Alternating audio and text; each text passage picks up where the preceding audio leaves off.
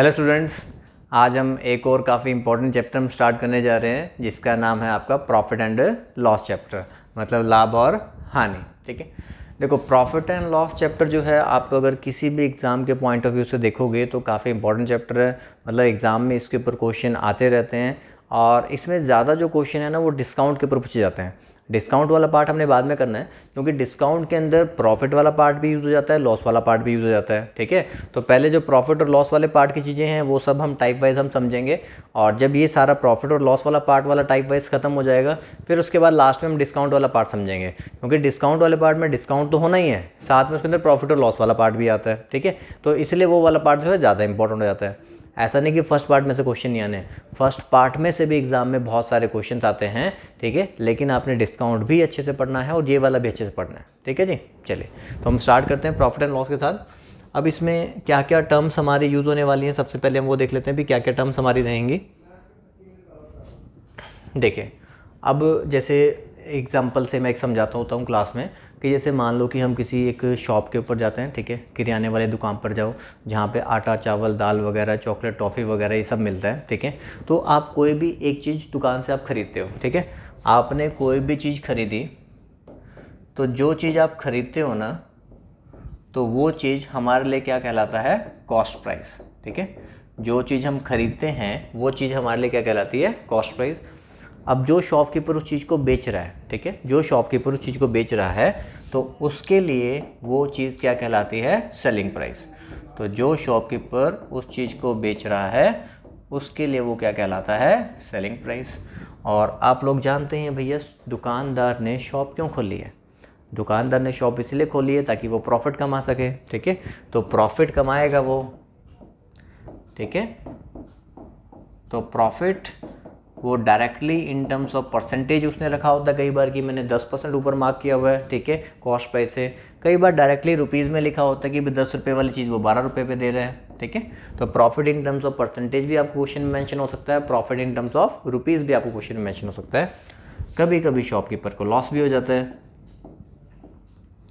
ठीक है, लॉस कब हो जाएगा, अगर आप उसकी चीज़ उठा लाए और आपने पैसे नहीं दिए तो उसको नुकसान भी तो हो सकता है। ठीक है, तो लॉस और प्रॉफिट परसेंटेज आपने बस यहाँ पर जो हमने पहला पॉइंट जो सीख कर जाना है वो फर्स्ट पॉइंट हमारा ये है कि प्रॉफिट परसेंट और लॉस परसेंट हमेशा किसके ऊपर फाइंड होते हैं, कॉस्ट प्राइस के ऊपर। कभी भी आपको प्रॉफिट परसेंट और लॉस परसेंट अप्लाई करना है तो वो भी डायरेक्टली कॉस्ट प्राइस पर अप्लाई होगा। आपको प्रॉफिट परसेंट और लॉस परसेंट अगर फाइंड करना है तो वो भी कहाँ से फाइंड होगा, सीपी से ही फाइंड होगा, कॉस्ट प्राइस से। ठीक है जी, चलिए ये कुछ हमारी टर्म्स होगी। कुछ और हम टर्म्स की बात करते हैं।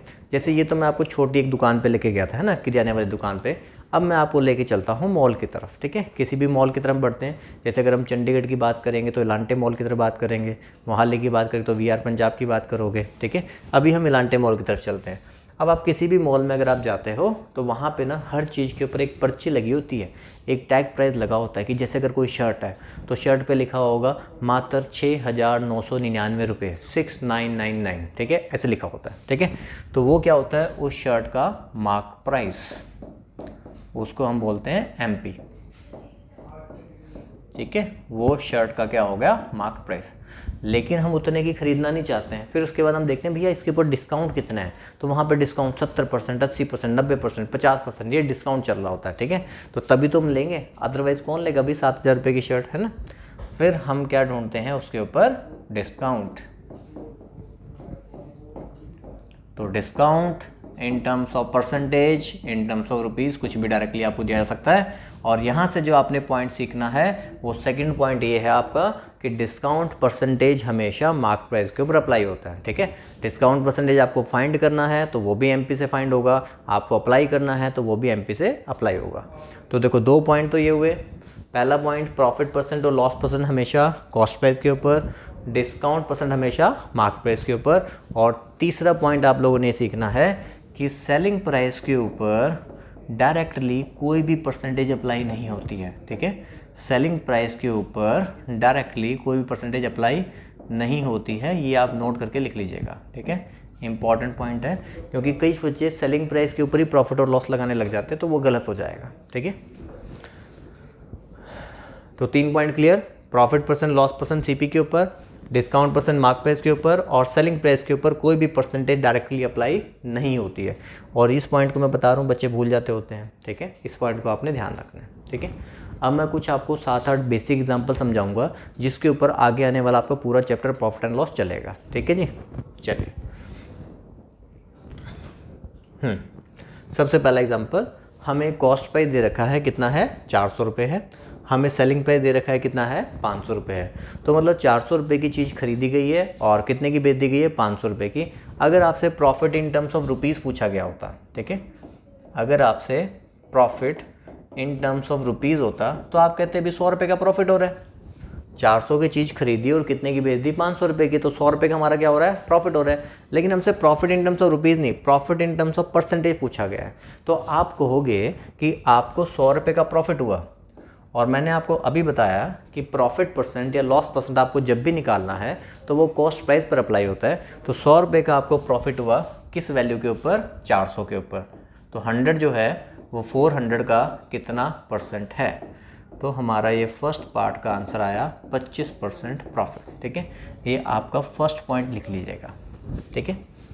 400 की चीज़ थी 500 की बेच दी तो 100 रुपये का प्रॉफिट कमाया। तो 100 रुपये का प्रॉफिट कमाया किस वैल्यू के ऊपर 400 के ऊपर, तो 25% का क्या हो गया profit. Second point, cost price हमारा 500 रुपये है और सेलिंग प्राइस कितना है 400 रुपये। 500 रुपये की चीज़ खरीदी और बेच कितने की 400 रुपये की। तो यहाँ पे जो है ना 100 रुपये का क्या हो रहा है लॉस हो रहा है। अगर वैल्यू की टर्म में पूछा जाता तो मैं कहता 100 रुपये का लॉस है। अगर परसेंटेज की टर्म में निकालना तो 100 रुपये का लॉस हो रहा है किसके ऊपर 500 के ऊपर। हमेशा कॉस्ट प्राइस के ऊपर निकालना है। तो 100 डिवाइड बाय 500 इंटू 100, तो आप यहाँ पर क्या करोगे 20% का लॉस। तो चैप्टर का सबसे इंपॉर्टेंट पार्ट हमने सीख लिया। देखो हमारा चैप्टर क्या का क्या नाम है प्रॉफिट एंड लॉस। तो प्रॉफिट परसेंट और लॉस परसेंट तो निकालना आना चाहिए ना। तो सबसे पहले हमने वही सीखा कि 100 रुपये का प्रॉफिट कमाया था, यहाँ से 25% प्रॉफिट, यहाँ पे 100 रुपये का लॉस हो रहा था, यहाँ पे 20% का लॉस। दोनों ही केस में अप्लाई हमने किसके ऊपर किया सीपी के ऊपर, ठीक है। चलिए तो ये हमने पहले 2 पॉइंट सीख लिए, प्रॉफिट परसेंट निकालना और लॉस परसेंट निकालना। तीसरे पॉइंट की तरफ बढ़ते हैं। थर्ड पॉइंट हमारा, हम कह रहे हैं कॉस्ट प्राइस हमारा 200 है, प्रॉफिट हमारा 20% है, सेलिंग प्राइस हमें निकालना है, ठीक है। देखो बहुत ही बेसिक सी बात है, मुझे पता है आप लोग ये निकाल लोगे, लेकिन आपको ना 2-3 चीज़ें इसमें समझने की जरूरत है, ठीक है। 2-3 पॉइंट्स में आपको सिखाऊंगा भी क्वेश्चन को कैसे कैसे सॉल्व किया जाता है, फिर आगे हम उन चीज़ों को अप्लाई किया करेंगे, ठीक है। सबसे पहली बात तो आपने ये समझनी है, कॉस्ट प्राइस में प्रॉफिट ऐड करते हैं ना तो क्या बनता है सेलिंग प्राइस, ठीक है। आपने कोई चीज़ खरीदी होगी, अब आप बेचना चाहते हो तो उसमें आप अपना प्रॉफिट का पार्ट रखोगे, तो कॉस्ट प्राइस में हम प्रॉफिट जोड़ेंगे, फिर क्या होगा सेलिंग प्राइस। नो डाउट कभी कभी लॉस हो जाता है, ठीक है, तो कॉस्ट प्राइस में से लॉस माइनस करते हैं तो भी सेलिंग प्राइस होता है, वो अगले पॉइंट में हम सीखेंगे। यहाँ पे हमने यही सीखना है कि कॉस्ट प्राइस में प्रॉफिट ऐड करोगे तो क्या बनता है सेलिंग प्राइस, ठीक है। Cost price always equal to 100%, ये पॉइंट आपने ध्यान रखना है। कॉस्ट प्राइस आपका हमेशा 100% के बराबर होता है। 100% में जो क्वेश्चन में दे रखा है हमने 20% प्रॉफिट ऐड किया, तो सेलिंग प्राइस हमारे लिए कितना हुआ 120%। तो सेलिंग प्राइस हमारे लिए 120% की वैल्यू है, ठीक है। तो अब हम यहाँ पे लिखेंगे 200 हमारा कॉस्ट प्राइस है और 120% हमारा क्या है सेलिंग प्राइस है। तो आप 200 का सीधा 120% आप कर दोगे तो आपके पास सेलिंग प्राइस आ जाएगा, तो 240 रुपये हमारे पास क्या आ गया एसपी। हाँ जी बात समझ में आ रही है। कॉस्ट प्राइस हमारे पास कितना है 200 रुपये है, ठीक है। 100% प्लस 20% सेलिंग प्राइस कितना हो गया 120%। परसेंटेज की फॉर्म में सेलिंग प्राइस 120% है, तो हमने सीधा 200 का 120% कर दिया, तो 240 हमारे पास क्या आ गया सेलिंग प्राइस, ठीक है। अब मैं जानता हूँ देखो कुछ बच्चों के मन में ये भी आ रहा होगा, वो भी मैं आपको बताता हूँ, जो भी आपके मन में चल रहा है वो सारी बातें बताऊँगा, ठीक है। दूसरा पॉइंट, कॉस्ट प्राइस मुझे पता है 200 है, प्रॉफिट परसेंट हमें पता है 20% है। मैंने बताया प्रॉफिट और लॉस परसेंटेज को डायरेक्टली सीपी के ऊपर अप्लाई किया जा सकता है। तो आप 200 के ऊपर 20%, मतलब पहले हम प्रॉफिट निकालेंगे, हम 200 का 20% हम करेंगे, तो 40 रुपये हमारा क्या हो गया प्रॉफिट। हमने पहले प्रॉफिट निकाल लिया, इसको नहीं भूलना, ये सबसे इंपॉर्टेंट बात है। सीपी में प्रॉफिट ऐड करोगे तो सेलिंग प्राइस होता है। तो सीपी मेरे पास था पहले से 200, आपने प्रॉफिट का पार्ट निकाल लिया 40, तो सेलिंग प्राइस हमारे पास कितना हो गया 240, तो 240 हमारे पास क्या बन गया SP। ठीक है, समझ में आ रहा है? चलिए, दो बातें होगी। तीसरा पॉइंट, ठीक है, तीसरा पॉइंट हमारा हो गया फ्रैक्शन वाला पॉइंट। ठीक है, क्योंकि देखो जब तक 10% 20% प्रॉफिट दे रखा है तब तक तो ईजी है, लेकिन अगर हमें फ्रैक्शन की फॉर्म में दे दिया जाता है ना तो हमारे लिए थोड़ा सा डिफिकल्ट हो जाता है। तो इसलिए फ्रैक्शन की फॉर्म वाला भी आपको पता होना चाहिए। अब जैसे 20% प्रॉफिट लिखा हुआ है, 20% प्रॉफिट लिखा हुआ है, तो 20% फ्रैक्शन की फॉर्म में कितना होता है 1/5। 20% का मतलब 20/100 काटोगे तो 1/5 आएगा। तो जब ये प्रॉफिट लिखा हुआ है ना, तो इसमें जो ऊपर वाला पार्ट है ना वो किसका पार्ट होता है, प्रॉफिट का, और बेस में आपके पास हमेशा क्या रहेगा, कॉस्ट प्राइस। 20% जब प्रॉफिट लिखा हुआ है तो ऊपर वाला पार्ट आपका प्रॉफिट का है, बेस में आपके पास कॉस्ट प्राइस है, और सेलिंग प्राइस कितना होगा वो तो वही चीज़ है। CP में प्रॉफिट ऐड करो तो सेलिंग प्राइस, CP में प्रॉफिट ऐड करो तो सेलिंग प्राइस, तो सेलिंग प्राइस 5 + 1 आपके पास कितना हो गया 6। तो देखो अगर हम रेशियो की फॉर्म की बात करेंगे तो मेरे पास तीन चीज़ें आ जाती हैं, मेरे पास प्रॉफिट भी आ गया, मेरे पास CP भी आ गया, मेरे पास SP भी आ गया। तो क्वेश्चन में तीनों में से कोई भी चीज़ आपको मेंशन हो, एक चीज़ आपको कोई मेंशन होगी, बाकी दो चीज़ें आप फाइंड कर सकते हो। ठीक है, तो जैसे इस क्वेश्चन में हमें कॉस्ट प्राइस मेंशन था, कितना था 200, तो हमने कहा 5 रेशियो की वैल्यू कितनी 200, 1 रेशियो कितना हो जाएगा 40, और 6 रेशियो हमने निकालना है, तो 6 रेशियो कितना हो जाएगा 240। तो 240 हमारा क्या हो गया सेलिंग प्राइस। ठीक है जी, तीनों बातों को आप लोग एक बार ध्यान से देख लीजिए, इसको अच्छे समझ लीजिए, तभी आगे बढ़ने का फ़ायदा होगा। ठीक है, एक बार मैं आपको दोबारा बताता हूँ। ठीक है, सबसे जो इम्पोर्टेंट लाइन है वो आपने याद रखनी है, कॉस्ट प्राइस में प्रॉफिट ऐड किया जाता है तो क्या बनता है selling price. Cost price always equal to 100%, 100% में हमने 20% प्रॉफिट ऐड किया तो सेलिंग प्राइस कितना हुआ 120%। तो 200 रुपये हमारे पास कॉस्ट प्राइस था, हमने सेलिंग प्राइस परसेंटेज की फॉर्म में निकाल लिया, 120% है, तो 200 का हमने 120% किया तो 240 हमारा क्या हो गया सेलिंग प्राइस। ये पहला तरीका। दूसरा तरीका कि पहले मैं प्रॉफिट निकाल लेता हूँ कि 200 के ऊपर 20% प्रॉफिट निकाल लिया तो प्रॉफिट आ गया 40, और कॉस्ट प्राइस में प्रॉफिट ऐड कर दिया तो सेलिंग प्राइस बन गया 240। तीसरा तरीका, आप फ्रैक्शन में बनाना चाहते हो, हमने लिखा 20% प्रॉफिट, 20% कितना होता है 1/5, ऊपर वाला पार्ट हमारा प्रॉफिट है, नीचे वाला पार्ट हमारा क्या है कॉस्ट प्राइस है, और कॉस्ट प्राइस में प्रॉफिट ऐड करेंगे तो क्या बनेगा सेलिंग प्राइस। सेलिंग प्राइस कितना हो गया 6। तो आपके पास 3 रेशियोज आती हैं, तीनों में से कोई एक रेशियो आपको मेंशन होगी, बाकी रेशियो की वैल्यूज आप निकाल सकते हो। जैसे इस क्वेश्चन में मुझे कॉस्ट प्राइस मेंशन था 200 है, तो हमने कहा 5 रेशियो की वैल्यू 200, 1 रेशियो हमारे पास 200/5 40, तो 6 रेशियो कितना हो गया 240। ठीक है, अब आप लोगों ने ना यही 3 पॉइंट खुद से आप बना सकते हो इसके लिए।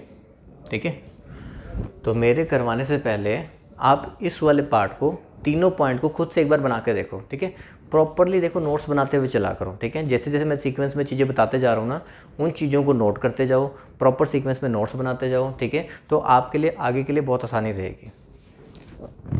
देखिए भैया, यहाँ पे जो हमने पॉइंट सीखना वो ये है कि कॉस्ट प्राइस में से लॉस माइनस करते हैं तो भी क्या होता है सेलिंग प्राइस।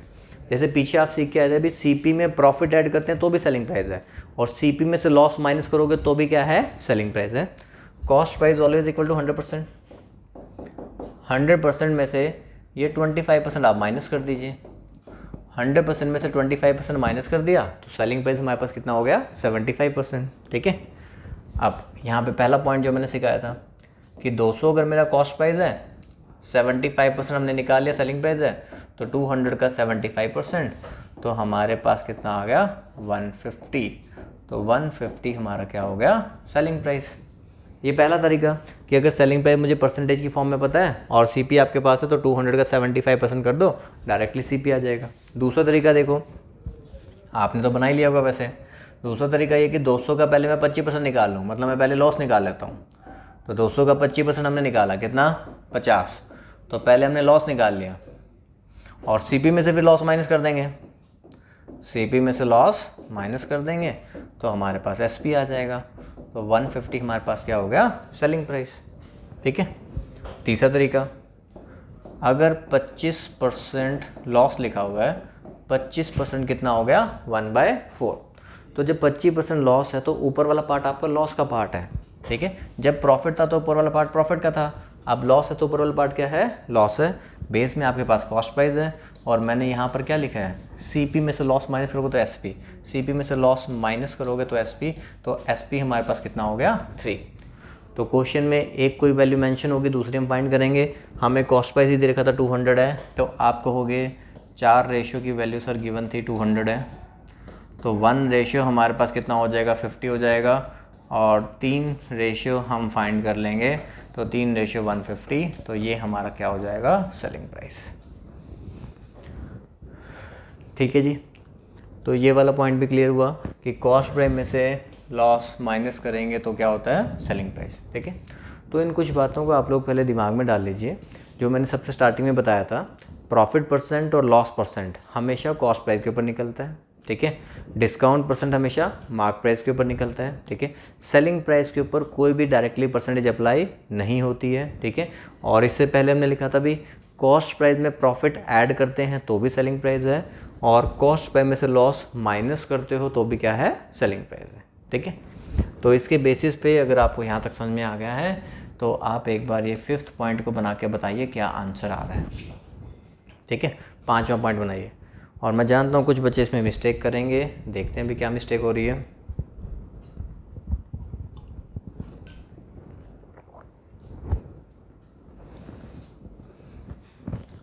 देखिए, सेलिंग प्राइस 200, प्रॉफिट परसेंट कितना हो गया हमारे पास 25%, और कॉस्ट प्राइस हमने क्या करना है फाइंड करना है।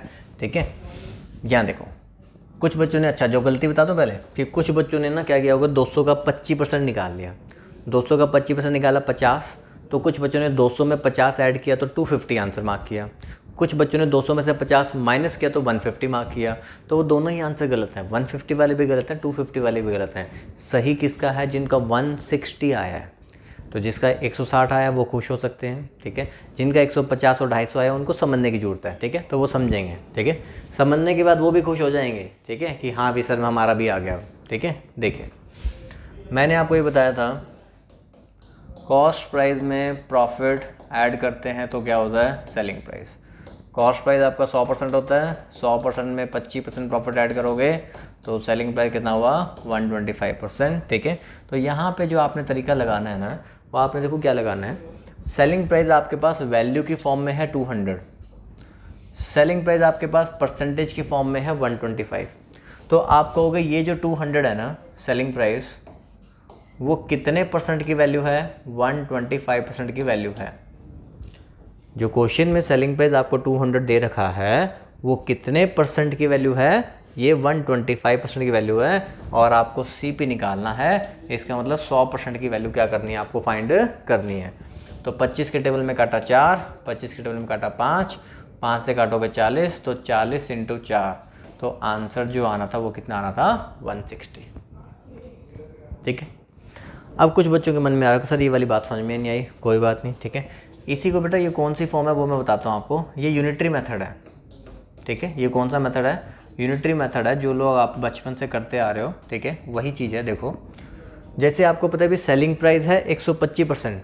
ठीक है, सेलिंग प्राइस की वैल्यू कितनी है 200, तो आप ये कहोगे ना, हम ऐसे लिखते थे भी 125% जो है ना वो किसके बराबर है, 200 के बराबर है। मतलब जो 125% है वो किस वैल्यू को रिप्रेजेंट कर रहा है, 200 को। तो 1% की वैल्यू कितनी होगी, तो 1% कितना होगा, हम लिखते हैं 200 डिवाइड बाय 125। तो हमने सबसे पहले यही तो लिखा ना कि जो 200 है ना वो कितने परसेंट की वैल्यू है, 125 की। और अब जो वैल्यू आपको फाइंड करनी होती है, आपको 100% फाइंड करना था, तो यहाँ पे जो मुझे वैल्यू फाइंड करनी होती है वो कहाँ पर जाती है, मल्टीप्लाई में। तो जो आपको फाइंड करना है वो कहाँ पर चला गया, मल्टीप्लाई में।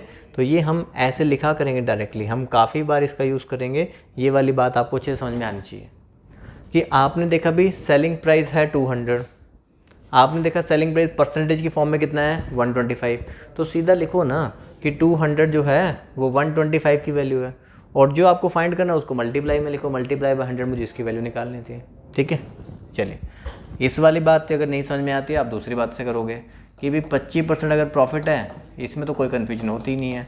25% प्रॉफिट का मतलब 25% कितना होता है 1/4। ठीक है, इसमें 1 जो है मेरा प्रॉफिट का पार्ट है, 4 जो है मेरा कॉस्ट प्राइस का पार्ट है, सेलिंग प्राइस हमारे पास कितना हो जाएगा 5 हो जाएगा। ठीक है, तो अब हमने देखना भी प्रॉफिट है, CP और SP है। अब आपने देखना भी कौन सी रेशियो की वैल्यू दे रखी है, क्या निकालना है। हमें सेलिंग प्राइस दे रखा था ना 200 है, सेलिंग प्राइस रेशियो की फॉर्म में कितना है 5 है। तो आप ये कहोगे ना 5 रेशियो की वैल्यू हमें दे रखी है 200 है, 1 रेशियो हमारे पास कितना हो जाएगा 40 और 4 रेशियो हम फाइंड कर लेंगे तो 4 रेशियो हमारे पास कितना आ जाएगा 160। हाँ जी बताइए क्लियर हुआ? ठीक है, तो इस तरीके से आपने बनाना था, बस यही वाला पॉइंट याद रखना था भी CP में प्रॉफिट ऐड करते हैं तो क्या बनता है SP। तो चाहे आप इससे बना सकते हो या फिर आप इसका भी यूज़ कर सकते हो, इसमें भी कोई दिक्कत नहीं, बिल्कुल आसान है। ठीक है, चलिए 5वां क्वेश्चन हो गया, अब ये 6ठा क्वेश्चन। ठीक है, जैसा पिछला था वैसा ही है, वहाँ पे प्रॉफिट था, यहाँ पे लॉस है। एक बार बनाकर देख लो क्या बन रहा है।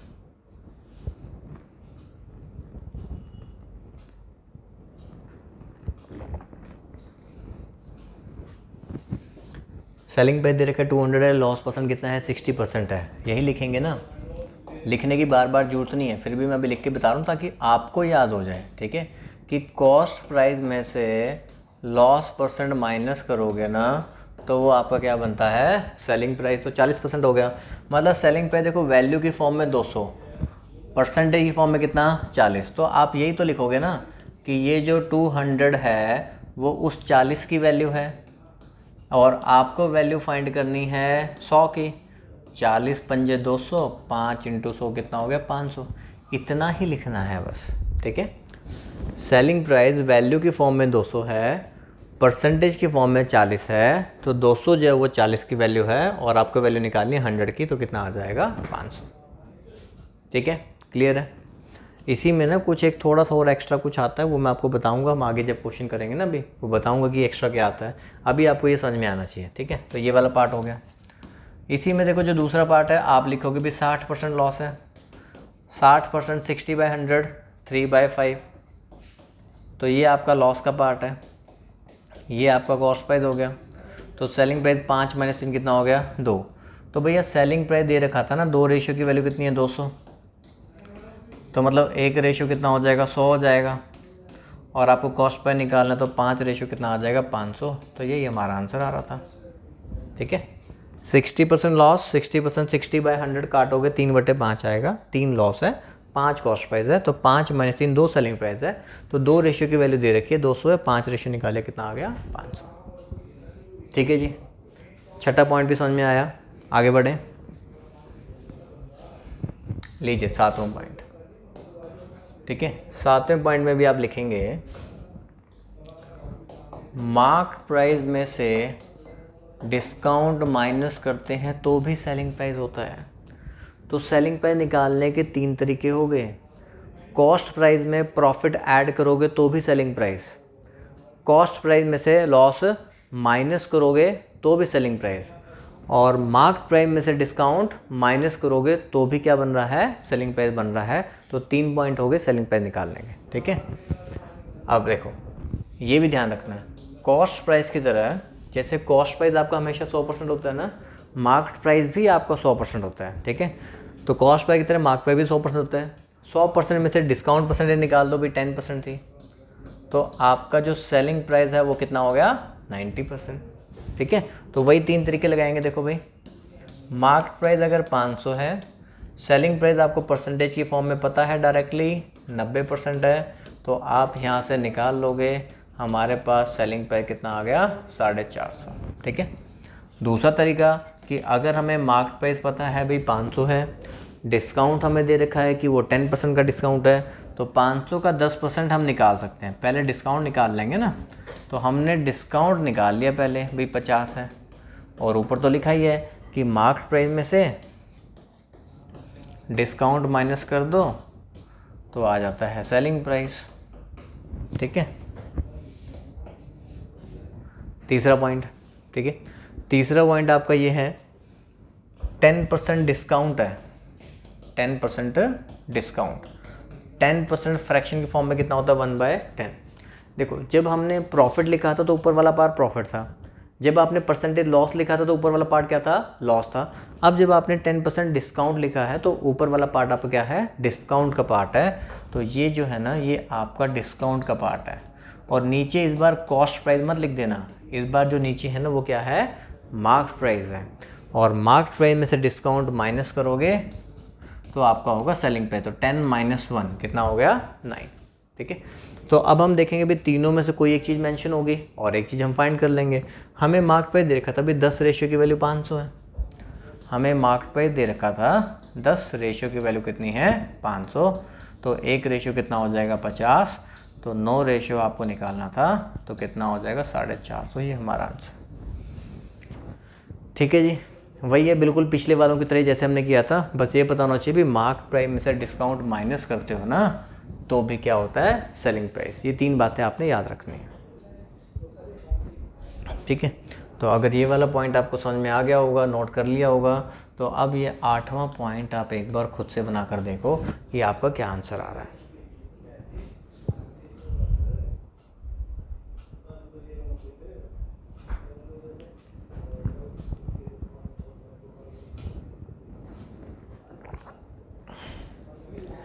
चलिए देखते हैं। देखो सेलिंग प्राइस 600 है, डिस्काउंट 25% है, मार्क प्राइस आपको निकालना है। अब कुछ बच्चों ने देखो वही गलती की होगी, 600 का 25% निकाला 150। कुछ बच्चों ने 600 में 150 ऐड किया तो उन्होंने बोल दिया 750 आंसर। कुछ बच्चों ने 600 में से 150 माइनस किया तो उन्होंने बोल दिया 450 आंसर। तो 450 वाले भी गलत हैं और 750 वाले भी गलत हैं। ठीक है, तो जो सही है वो कौन है, 800 वाले। तो जिनका 800 आया होगा वो ठीक है। ठीक है, मार्क प्राइस में से डिस्काउंट माइनस करोगे तो सेलिंग प्राइस बताया मैंने आपको, तो 100% में से 25% निकाल दो तो जो सेलिंग प्राइस है वो कितना है, 75% है। ठीक है, तो जो सेलिंग प्राइस है वो कितना है, 75% है। मैंने आपको ये समझाया ना, देखो सेलिंग प्राइस यहाँ पे वैल्यू की फॉर्म में 600, सेलिंग प्राइस यहाँ पर परसेंटेज की फॉर्म में कितना, 75। तो ये जो 600 है ना, ये 600 जो है वो 75% की वैल्यू है। और आपको मार्क प्राइस निकालना है, वो भी कॉस्ट प्राइस की तरह 100% होता है, तो 100% निकालना है। 25 3 ज़ा 25 4 ज़ा 3 के टेबल में काट दो 200, तो 200 × 4, तो आंसर कितना आएगा भाई, 800। तो आंसर हमारे पास आ जाएगा 800। ठीक है, सेलिंग प्राइस वैल्यू की फॉर्म में 600। ठीक है, सेलिंग प्राइस परसेंटेज की फॉर्म में 75%। तो 600 जो है वो 75% की वैल्यू, और मैंने 100 की वैल्यू निकाली, कितना आ गया, 800। दूसरा तरीका, जब 25% डिस्काउंट दे रखा है तो 25% होता है 1/4। तो ऊपर वाला पार्ट मैंने आपको बताया डिस्काउंट है, नीचे वाला पार्ट आपका मार्क प्राइस है, और मार्क प्राइस में से डिस्काउंट माइनस करोगे तो सेलिंग प्राइस आपका 4 माइनस से कितना हो जाएगा, 3। तो अब आप देखो क्वेश्चन में हमें क्या मेंशन है, सेलिंग प्राइस मेंशन है, कितना है, 600 है। तो आप ये कहोगे भी 3 रेशियो की वैल्यू हमें दे रखी है 600 है, तो 1 रेशियो कितना हो जाएगा, 200, और 4 रेशियो की हम वैल्यू निकाल लेंगे तो हमारे पास कितनी हो जाएगी, 800। ठीक है, तो सबसे पहले तो आप लोगों को ये जो 8 इम्पॉर्टेंट पॉइंट है ना, ये 8 इम्पॉर्टेंट पॉइंट आप लोगों को पता होने चाहिए। ठीक है, ये 8 पॉइंट आपको आते होंगे तो काफ़ी सारी चीज़ें आप लोग थोड़ा जल्दी समझ पाएंगे। चलिए एक और इम्पोर्टेंट पॉइंट इसमें हम आपको बताते हैं। ठीक है, देखो 8 पॉइंट तो आपके ये हो गए। ठीक है, एक पॉइंट हम और सीखते हैं यहाँ पे, देखें डबल वाला सीखना है हमने, कि जैसे मान लो कि सेलिंग प्राइस आपको दे रखा है 1000 है। ठीक है, पहले वो कह रहे कि 1000 का बेचने पर ना आपको लॉस हो जाता था, कितने परसेंट का, 20% का। ठीक है, आपको ये बताया गया कि 1000 रुपये की कोई चीज़ बेचने पर आपको 20% का लॉस हो जाता है, मतलब आप नुकसान पर बेच रहे थे। ठीक है, लेकिन अब वो क्या चाहता है, वो ये कह रहा है कि at what price should he sell to earn 20% profit. वो कितने प्राइस पर बेचे कि वो 20% प्रॉफिट में आ जाए। ठीक है, देखो वो ये कह रहा है कि मैंने मान लो कि ये मार्कर ही है, मैंने इसको ना 1000 रुपये का बेच दिया, लेकिन बेचा, लेकिन मुझे क्या हो गया, नुकसान हो गया, मुझे 20% का लॉस हो गया। लेकिन मैं चाहता हूँ मैं इसके ऊपर क्या कमाऊँ, 20% का प्रॉफिट कमाऊँ, तो मुझे कितने पर बेचना चाहिए था, ये आपसे वो पूछ रहे हैं। ठीक है, तो देखो भाई आप सीधा ये कहोगे, मैंने जैसे आपको सिखाया कॉस्ट प्राइस में से लॉस माइनस करते हैं तो आपका सेलिंग प्राइस होता है। तो 100% में से आपका 20% लॉस हो रहा था, तो सेलिंग प्राइस आपके पास कितना था? 80%।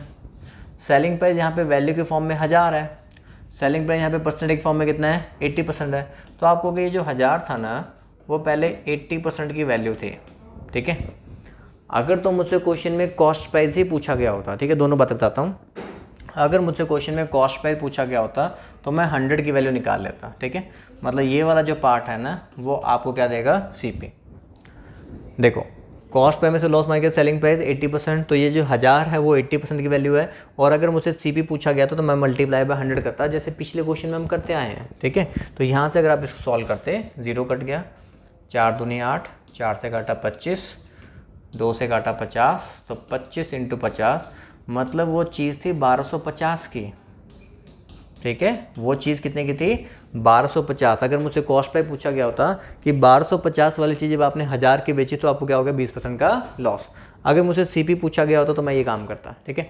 लेकिन मुझसे पूछा गया कि at what price should he sell, मैं कितने का बेचूं कि मुझे 20% का क्या हो जाए? प्रॉफिट हो जाए। हम 20% प्रॉफिट कमाना चाहते हैं। तो आप देखो, फिर से वही कहोगे कि 1000 जो है ना, 1000 जो है वो 80% की वैल्यू है और मुझे 20% प्रॉफिट वाला पार्ट निकालना है। तो मतलब 100 + 20, मुझे 120% की वैल्यू मुझे बतानी है, कितने बेचेंगे। तो 42 ज़ा 43 ज़ा और 2 से आप काटोगे 500, तो 500 × 3 कितना हो गया? 1500। तो 1500 का आप बेचोगे तो आपको क्या होगा? 20% का प्रॉफिट। हाँ जी, बात समझ में आई, ठीक है। मतलब आपसे ना डायरेक्ट रिलेशन ये पूछा जाता है कि पहले वो इतने % प्रॉफिट या लॉस पर बेच रहा था, अब वो इतने % प्रॉफिट या लॉस पर बेचना चाहता है, तो बताओ क्या प्राइस होगा, ठीक है। तो पहले जो 1000 रुपये की चीज़ बेचने पर 20% का लॉस हो रहा था, तो इसका मतलब जो 1000 है वो 80% की वैल्यू है और अब वो कमाना चाहता है उसके ऊपर 20% प्रॉफिट, तो मतलब 120 की वैल्यू मुझे निकालनी है। तो हमारे पास कितना आ जाएगा? 1500। तो इस क्वेश्चन का जो आंसर है ना, वो कितना है? 1500 है। और अगर इसी क्वेश्चन में कॉस्ट प्राइस निकालना होता तो वो जो चीज़ है वो कितने की है? 1250 की है। और 1250 के ऊपर 20% प्रॉफिट बढ़ा के देख लो, आपका कितना बन जाएगा? 1500, ठीक है। चलिए, ये पार्ट वो देखो, इसी में चलो एक एग्जाम्पल इसी में मैं और बनाता हूँ कि आप लोग बना पाओ उसको, ठीक है, कि आपको बात समझ में आए कि हम क्या कह रहे हैं।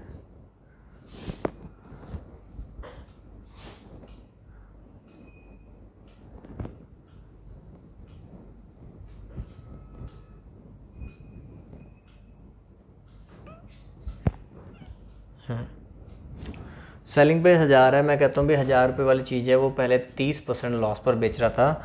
Eight what price should he sell to earn 40% profit, ठीक है। कितने का वो बेचे कि उसको क्या हो जाए? 40% का प्रॉफिट हो जाए, ठीक है। तो बना के देखो भी आप लोग कैसे बनाओगे। 1000 रुपये का कोई आर्टिकल जब हम बेचते थे तो हमें 30% का लॉस हो रहा था।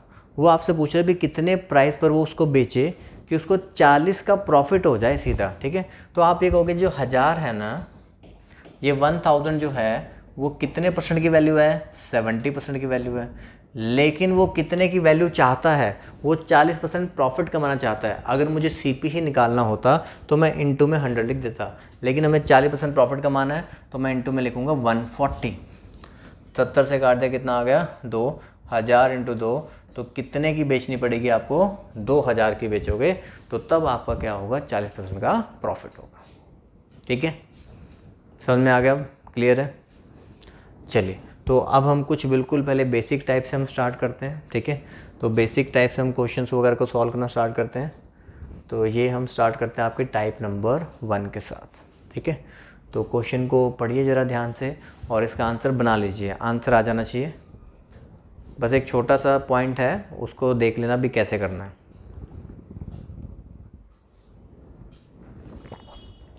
और दूसरा आपको कैलकुलेशन आनी चाहिए, कैलकुलेशन आती होगी तो आप बना पाओगे। A person buys an old scooter for rupees 4700, ठीक है। 4700 रुपये का उसने स्कूटर खरीदा, ठीक है। पुराना था तो इसलिए क्या करना पड़ा? 800 रुपये किस पे लगाने पड़े? रिपेयर पे भी लगाने पड़े। तो 4700 रुपये में 800 रुपये उसी के तो रिपेयर पे भी तो लग गए। तो इसका मतलब उसको जो वो स्कूटर पड़ा वो कितने का पड़ा, 5500 का, ठीक है। Person boys N old scooter for ₹4700 and spend ₹800 on it's repair. तो 4700 में 800 रिपेयर के जोड़ तो कितने का हो गया, 5500 का। If you sell the scooter for ₹5800, बेच दिया कितने का, बेच दिया कितने का, 5800 का।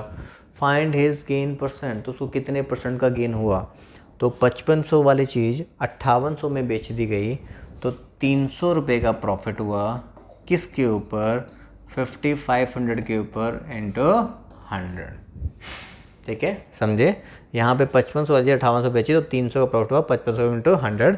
2 0 से 2 0 पहले आप ये काट दो, 5 के टेबल में काट दो 11, 5 के टेबल में काट दो 60, 60/11, ठीक है। तो 11 के टेबल में कहेंगे 11 5 55, तो 5/11%, ठीक है। तो हमारा कौन सा ऑप्शन हो गया भाई, ए ऑप्शन। बात समझ में आ रही है। 4700 रुपये की चीज़ खरीदी, 800 रुपये रिपेयर पे भी लगाए, तो वो भी उसके कॉस्ट प्राइस में ही ऐड होगा। तो 5500 की चीज़ बनी, 5800 की बेच दी, तो 300 रुपये का प्रॉफिट हुआ 300 का, किस वैल्यू के ऊपर, 5500 के ऊपर इंटू 100, तो 5/11%, ठीक है। Simple question. चलिए नेक्स्ट बनाते हैं। हाँ, अपने आप बना लीजिए, जब कमोडिटी को हम बेच रहे हैं 34.80 का, तो हमें लॉस हो रहा है 25% का, ठीक है। What is the cost price of the commodity, तो कॉस्ट प्राइस क्या होगी कमोडिटी की, ये आपको निकालना है, ठीक है। तो जैसे भी आपकी इच्छा करते हैं, देखो मैं आपको 2-3 तरीके में बता चुका हूँ क्वेश्चन को सॉल्व करने के, आप कोई भी लगा सकते हो, जिसके मन में ये सबसे पहले आते हैं। देखो ये लिखना ना पड़े आपको, ये काम मन में ही हो जाए तो बहुत अच्छा है, कि 100% में से 25% लॉस निकालोगे, तो जो सेलिंग प्राइस है वो 75% है, ठीक है।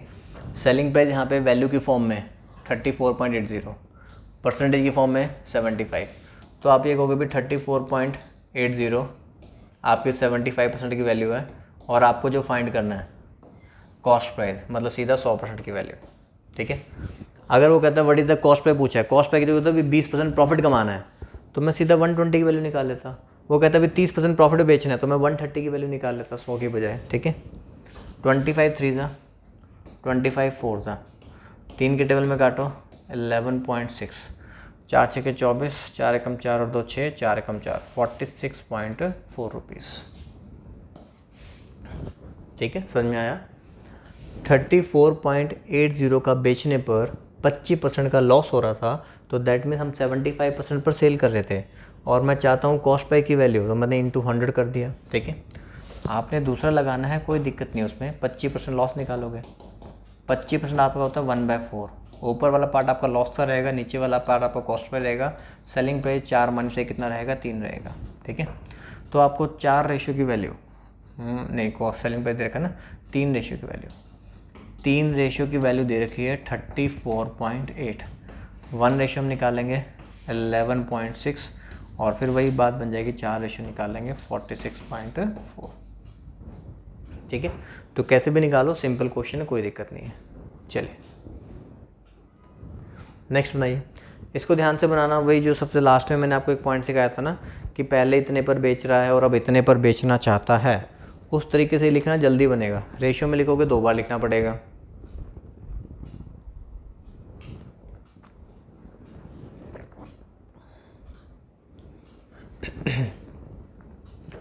There would be 10% loss if a toy is sold at rupees 10.80 per piece। 10.80 का अगर हम बेचते हैं तो 10% का क्या हो रहा है, लॉस हो रहा है। At what price should it be sold to earn a profit of 20%? कितने प्राइस पर बेचा जाए कि 20% का क्या हो जाए, प्रॉफिट हो जाए, ठीक है। 10.80 का बेचने पर 10% का लॉस है, तो इसका मतलब ये कितने परसेंट की वैल्यू है, 90% की। अब बार बार लिखना नहीं पड़ेगा ना कि 100 - 10 90 होता है। 10.80 का बेचने पर 10% का लॉस है, तो इसका मतलब ये 90% की वैल्यू है। आपसे ये पूछा गया at what price should it be sold to earn a profit of 20%, कि मैं कितने पर बेचूं कि 20% का प्रॉफिट हो जाए। तो इसका मतलब आपको वैल्यू फाइंड करनी है 120 की। 0 से 0 कट गया, 9 से काटोगे 1.2 इंटू 12, तो आंसर आपके पास हो जाएगा 14.4। बात समझ में आ रही है। जब भी आपसे पूछा जाए कि पहले हम इतने परसेंट पर बेच रहे थे, अब हम इतने % पर बेचना चाहते हैं। 10.80 का जब बेचा 10% का नुकसान हुआ, तो आप 90 पर सेल कर रहे थे और अब हम सेल करना चाहते हैं 20% प्रॉफिट, तो 120 पर। आप यहाँ पहले कॉस्ट प्राइस भी निकाल सकते थे, पहले 100 निकालते आप, यहाँ पे अगर इंटू 100 करते ना तो आपके पास आता 12, फिर 12 का 20% निकालते 2.4 आता, तो वो उसमें ऐड करते 14.4, वहाँ से भी बन जाता। ठीक है। अब किसी बच्चे के मन में आएगा सर इसको रेशियो से बनाना कैसे बनाना है, तो भैया रेशियो से आपको 2 बार बनाना पड़ेगा। पहले आप यहाँ पे कहोगे 10% का लॉस है, 10% लॉस है, ये 1/10 होता है, ये आपका लॉस हो गया, ये आपका कॉस्ट प्राइस हो गया, सेलिंग प्राइस कितना हो गया 9 हो गया। हम कहेंगे 9 रेशियो की वैल्यू कितनी है 10.8 है, 1 रेशियो निकालेंगे हम 1.2 है, और 10 रेशियो हमारे पास कितना आ जाएगा 12। तो 12 जो आपने फाइंड किया ना, ये आपने क्या फाइंड किया, सबसे पहले कॉस्ट प्राइस फाइंड कर लिया। ठीक है। अब हमने क्या करना है कि मैं कितने प्राइस पर सेल करूं कि मुझे 20% का प्रॉफिट हो जाए। ठीक है। तो अब आप लिखोगे भाई 20% प्रॉफिट, तो 20% हमारे पास कितना होता है 1/5 होता है, ये प्रॉफिट है, ये आपका CP है, तो सेलिंग प्राइस आपका 5 + 1 कितना हो गया 6 हो गया।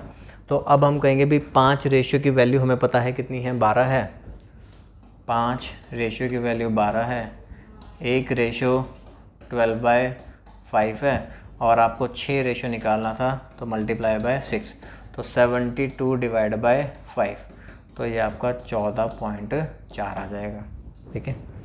तो अब रेशियो से आपको थोड़ा सा काम यहाँ पे ज़्यादा करना पड़ेगा, परसेंटेज में काम बहुत ही कम करना पड़ रहा है, तो ये वाला कंसेप्ट आपने ध्यान रखना है। देखो रेशियो का यूज़ करेंगे, जो यहाँ पे जरूरत पड़ेगी वहाँ पे करेंगे, लेकिन ये वाली बात भी आपको समझ में आनी चाहिए ना कि पहले आप 10% लॉस पर बेच रहे थे, तो हमने कहा भाई 10.80 जो 90% की वैल्यू है, अब आप 20% प्रॉफिट कमाना चाहते हो, तो हमें जो वैल्यू निकालनी हो किसकी 120 की, तो कितना हो गया 14.4।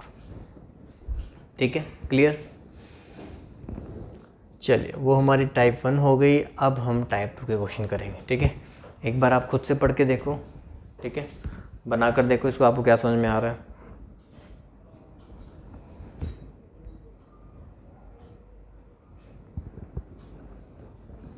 वो कह रहा है कि बाय सेलिंग 100 नोटबुक्स, 100 नोटबुक अगर आप बेचते हो, shopkeeper losses equal to the, shopkeeper नुकसान होता है, losses equal to the selling price of 20 notebook, 20 notebook के सेलिंग प्राइस के बराबर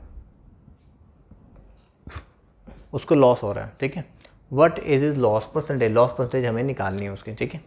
तो देखो जब भी क्वेश्चन में आपके पास वही आता है जिसमें वो ना प्रॉफिट और लॉस आपको ना डायरेक्टली परसेंटेज की फॉर्म में ना वैल्यू की फॉर्म में देता है, वो आपको आर्टिकल्स की फॉर्म में देता है कि मुझे कुछ आर्टिकल के सेलिंग प्राइस के बराबर प्रॉफिट हो रहा है, या फिर मुझे कुछ आर्टिकल के सेलिंग प्राइस के बराबर लॉस हो रहा है, या फिर कहेगा कुछ आर्टिकल के कॉस्ट प्राइस के बराबर। ठीक है, जैसे यहाँ पे सेलिंग प्राइस के बराबर लिखा है ना, ऐसे क्वेश्चन आएगा कुछ आर्टिकल के कॉस्ट प्राइस के बराबर प्रॉफिट या लॉस हो रहा है। ठीक है।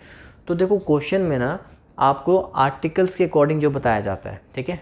अगर तो सेलिंग प्राइस ऑफ आर्टिकल के अकॉर्डिंग मेंशन है तो हम एक आर्टिकल का सेलिंग प्राइस अज्यूम क्या करेंगे। अगर आपको प्रॉफिट और loss according to cost price of article mention है तो हम एक आर्टिकल का कॉस्ट प्राइस अज्यूम करेंगे। ठीक है। तो यहाँ से देखो हम लेकर चलते हैं, हम मान लेते हैं एक आर्टिकल का सेलिंग प्राइस 1 रुपया है ना, ये हमने अज्यूम कर लिया कि एक आर्टिकल का सेलिंग प्राइस कितना है 1 रुपया है। ठीक है। बाय सेलिंग 100 नोटबुक्स, तो 100 आर्टिकल का सेलिंग प्राइस कितना हो गया 100 रुपये, तो 100 रुपये हमारा क्या हो गया सेलिंग प्राइस। 100 नोटबुक्स बेचने पर शॉपकीपर को लॉस होता है equal to selling price of 20 notebooks, 20 article के सेलिंग प्राइस के बराबर उसको क्या होता है लॉस, तो 20 रुपये जो है ना वो क्या है उसका लॉस है। ठीक है। आर्टिकल मतलब नोटबुक ही हम लिख रहे हैं कि एक आर्टिकल का, एक नोटबुक का, आप इसको नोटबुक लिख लो चाहे तो। ठीक है। एक आर्टिकल का सेलिंग प्राइस 1 रुपया है, ये हमने अज्यूम किया है, तो 100 आर्टिकल का सेलिंग प्राइस 100 रुपये होगा, ये सेलिंग प्राइस हो गया। 20 आर्टिकल के सेलिंग प्राइस के बराबर उसको लॉस होता है, 20 रुपये का क्या हो गया लॉस। तो क्या यहाँ से आप मुझे CP बता सकते हो कितना आएगा, कॉस्ट प्राइस बताओ कितना आएगा 100 - 20, कॉस्ट प्राइस कितना आ गया 80। ऐसा बहुत सारे बच्चों के मन में आ रहा होगा कि 100 - 20 मैं 80 लिख दूं, लेकिन 80 लिखोगे तो गलत हो जाएगा। ठीक है। लॉस को देखते ही हमेशा माइनस मत कर देना। ठीक है। जब लॉस होता है ना तो ये बात समझो, अगर किसी को लॉस हो रहा है तो उसका मतलब है उसका कॉस्ट प्राइस ज़्यादा है। अगर किसी भी बंदे को नुकसान हो रहा है ना, लॉस हो रहा है, तो उसका मतलब है कॉस्ट प्राइस उसका ज़्यादा है और सेलिंग प्राइस क्या है उसका कम है। तो कॉस्ट प्राइस 100 + 20, कॉस्ट प्राइस कितना रहेगा 120 रहेगा। लॉस को देखते ही हमेशा माइनस मत कर दिया करो, ठीक है। तो 20 रुपये का लॉस हो रहा है किसके ऊपर, 120 के ऊपर इंटू 100, 20 × 120, 1/6, तो 1/6 होता है 16 2/3% का लॉस, ठीक है। तो 16 2/3% लॉस। बात समझ में आ रही है। मैंने आपको ये बताया कि shopkeeper loses equal to the selling price of article, ठीक है। अगर आपको प्रॉफिट और loss according to selling price of article mention है तो हम एक आर्टिकल का सेलिंग प्राइस ज़ूम करते हैं। अगर आपको प्रॉफिट और loss according to cost price of article mention है तो हम एक आर्टिकल का कॉस्ट प्राइस ज़ूम करेंगे, ठीक है। तो हमने कहा एक आर्टिकल का सेलिंग प्राइस अगर 1 रुपया है, अज्यूम कर लिया, ठीक है। तो 100 आर्टिकल का सेलिंग प्राइस कितना होगा 100 रुपीज़, तो 100 रुपीज़ हमारा क्या हो गया सेलिंग प्राइस। और 20 आर्टिकल के सेलिंग प्राइस के बराबर, तो 20 रुपये उसका क्या हो गया लॉस हो गया, ठीक है। तो 100 रुपये की चीज़ थी, 20 रुपये का लॉस था, 100 रुपये सेलिंग प्राइस था, 20 रुपये लॉस है, तो कॉस्ट प्राइस उससे ज़्यादा रहा होगा। लॉस है तो सीपी क्या होगा ज़्यादा, तो सीपी आपका कितना हो गया 120। तो 20 रुपीज़ का हमें लॉस हुआ किसके ऊपर 120 के ऊपर इंटू 100, 16 2/3% का लॉस, ठीक है। चलिए बनाइए, नेक्स्ट क्वेश्चन बनाइए। ये बन जाना चाहिए, ठीक है। इस क्वेश्चन का आपका आंसर आ जाना चाहिए। अगर पिछले वाला क्वेश्चन आपने ध्यान से पढ़ा है तो इस क्वेश्चन का आंसर आप निकाल लोगे।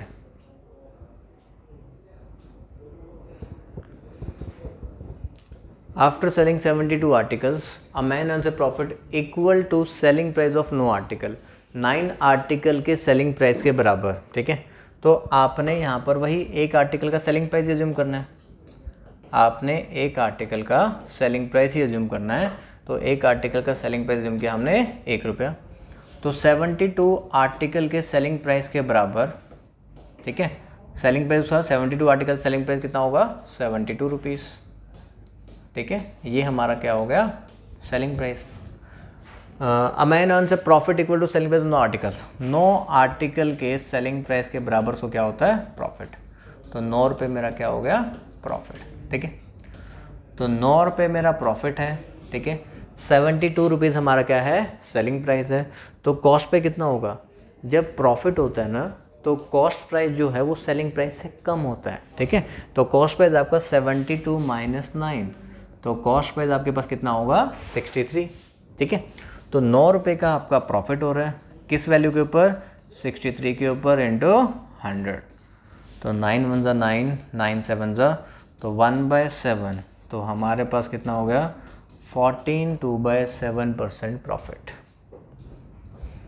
ठीक है। कुछ परसेंटेज की वैल्यूज़ आप लोगों ने याद की होंगी ना परसेंटेज चैप्टर से, ठीक है, वो आपको याद रहनी चाहिए भाई। हमने कुछ वैल्यूज याद की हुई तो ताकि आपको बार बार सॉल्व ना करना पड़े, आप लोग डायरेक्टली आंसर बता पाओ, ठीक है। एक आर्टिकल का सेलिंग प्राइस 1 रुपया, तो 72 आर्टिकल सेलिंग प्राइस कितना रहेगा 72 रुपीज़ सेलिंग प्राइस है, ठीक है। तो 9 आर्टिकल के सेलिंग प्राइस के बराबर हमारा क्या होता है प्रॉफिट, तो 9 रुपये हमारा प्रॉफिट हो गया, ठीक है। तो प्रॉफिट अगर हो रहा है तो सीपी जो है ना आप एसपी से कम रहेगा, तो सीपी आपका कितना हो गया 63। तो 9 रुपये का प्रॉफिट हुआ किसके ऊपर 63 के ऊपर इंटू 100, 14 2/7%, ठीक है। चलिए एक और ऐसा क्वेश्चन बनाते हैं, पर आप ये ध्यान से देख लेना कि इस क्वेश्चन में ना किसके अकॉर्डिंग बताया गया, क्योंकि जिस चीज़ के अकॉर्डिंग बताया जाता है तो उसी के अकॉर्डिंग आप लोगों ने भी अज्यूम करना होता है।